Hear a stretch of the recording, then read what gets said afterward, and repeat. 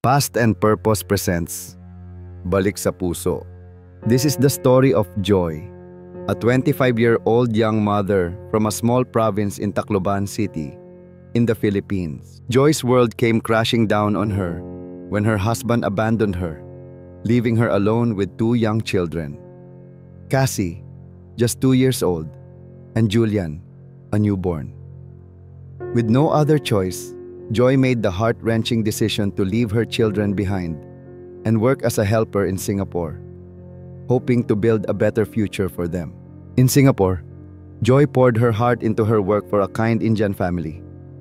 She cooked their meals, cleaned their home, and cared for their little boy, whose laughter reminded her of Julian. But every day was a battle. Her body ached from endless hours of work, her heart heavy with longing for her children.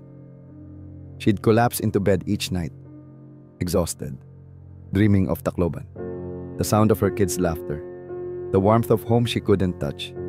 But before she collapsed after a tiring day, Joy made it a point to video call her children. Through the screen, she'd smile, hiding her pain, but the distance tore at her soul. She could see them, but she couldn't hold them. She'd sent balikbayan boxes every month when she got her salary. The excitement and happiness she saw on Julian and Cassie's face was indescribable. It's like she was trying to make up for her absence by showering the children with gifts. Back in Tacloban, Lola Mercy became their rock. She played with them, she cooked delicious meals for them. She took them to school and she'd sing them lullabies at night. Kids were growing up fast. They were not as excited to talk to their mother every night as they were just a few years ago. Joy felt hurt, but she didn't say anything as she didn't want to increase the distance between their hearts anymore. Ma, hindi pa rin po ako makakauwi ngayong Pasko. Kailangan ko pang magtrabaho para mas malaki ang ipon natin para sa bahay. Alam ko, anak. Alam ko ang sakripisyo mo. Kami na muna ang bahala rito. This continued for years. Joy continued to try to bridge the growing gap between her and the kids. But she missed a lot. She sacrificed a lot. She missed Cassie's first period, ever grateful for Mama Mercy. She missed their birthdays. She showed her love by sending boxes of Jollibee and cake and gifts. But was that enough? She worried herself sick when Mama Mercy caught a flu and was bedridden, but also proud of her young Cassie taking charge of the situation. And when she missed Pasko, yet again. Ma, you're not here this Christmas as well, Ma. It's been 10 years we haven't seen you, Ma. She even had to miss Cassie's graduation. Sitting thousands of miles away, Joy felt incredibly proud of her daughter, but sad within for having missed yet another milestone.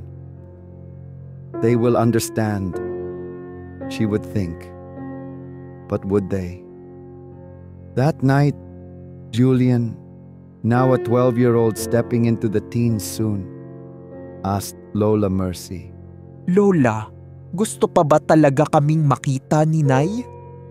Lola thought a lot before deciding to tell Joy what Julian said to her. She didn't want to keep this from Joy. She deserves to know how her children are feeling. What are they going through? Ma, ang lungkot-lungkot ko ngayon. Halos 10 taon na. Bakit ko pa ginagawa to? Kung akala ng mga anak ko, hindi ko na sila gustong makita. Umuwi ka na, anak. Sapat na ang sakripisyo mo. Dito na tayo magsama-sama bilang pamilya. Kaya natin lagpasan ang lahat. Joy went to the church next day. She cried and poured her heart out to Jesus. She pleaded with him to show her a way. Panginoong Jesus, bigyan mo po ako ng kapayapaan at gabay sa aking kalungkutan. That moment became Joy's turning point.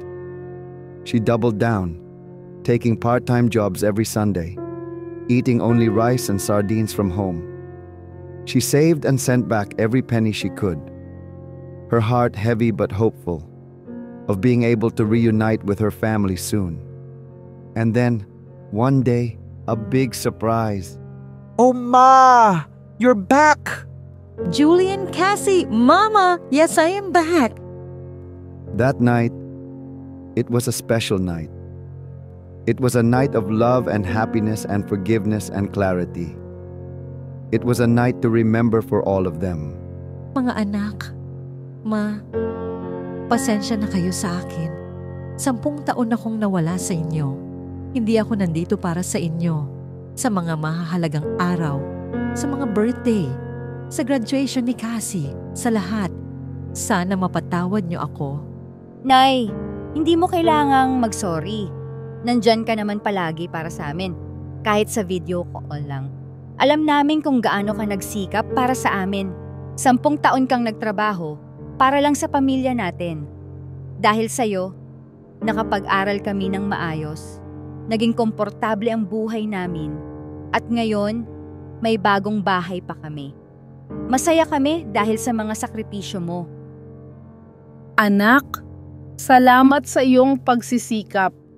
Ngayon, sama-sama na tayo at tutulungan ka namin buhayin ang pangarap mong karinderya, ang kusina ni Singapore. Joy's eyes welled up with tears. But this time, they were tears of joy. She looked around the table at her family. Cassie, now so wise and kind. Julian, growing into a strong young man. And Lola Mercy, her rock through it all. The guilt that had weighed on her heart began to lift, replaced by a deep sense of gratitude and hope. Together, they would build a new future, starting with the carinderia that would carry the story of her sacrifices. Kusina ni Singapore. Kusina ni Singapore had its grand opening a few days later at their new building.